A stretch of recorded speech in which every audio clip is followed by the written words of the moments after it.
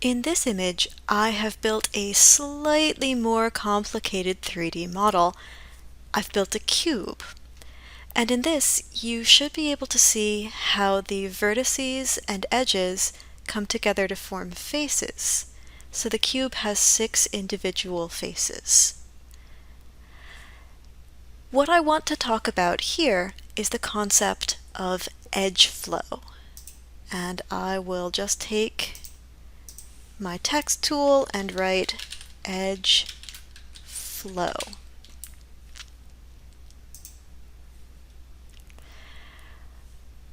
With edge flow, the thing that I care about is how edges come together at vertices.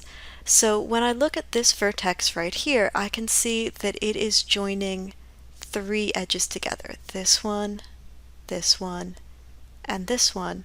And in fact, all of the vertices in this model do the same thing. They each join 3 edges together, which means, in effect, that while they do a great job forming the shape, they don't really flow. They just form these corners. As opposed to an edge like the one I'm about to draw. Let me grab my brush. I'm going to draw this using edges first. And I'm just going to draw straight across here. And then we'll go straight up there.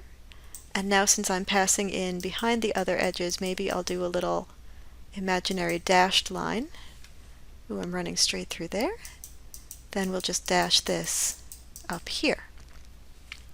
If I go back and put in vertices, we'll put in a vertex there, there, there, and there. When I look at my new vertices, each one has an even number 4 edges coming into it. 1, 2, 3, 4. That means that these edges flow around the model, forming a thing called an edge loop. So the edge loop has flow. It flows all the way around the model, and if I were to continue around my cube bisecting all of my faces, again I'll start in orange, and maybe I will go up the center here. Did I say white? I meant orange. We'll go up the center here, and then back at this angle, down using a dashed line, and across using a dashed line. All of these edges also have flow. So from this vertex, I get 1, 2, 3, 4 edges. Same thing at this vertex, that's 1, 2, 3, 4. Here, 1, 2, 3, 4. And there, and there, and there. So this is an edge loop that flows all the way around the model.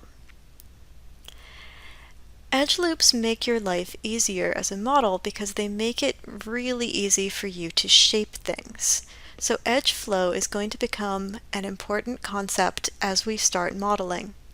It may seem a little obscure right now, but if I go back into my 3D example model, one of the things that I can show you is that at every point in this model, I have edge loops that run all the way around the model, and those loops give the body flow. So your next big concept is edge loops. Edge loops consist of vertices that have 4 edges coming into them. Vertices that have 3 edges do not flow. 5 vertices do not flow. 4 edges coming into a vertex will lead to flow. And that's going to be a concept that I use as I model. It may seem a little obscure now, but again, wait until you start modeling and it will become important. I will pause this video here. In the next one, we have a couple more vocabulary things to talk about. And hopefully, we'll be done with this intro soon.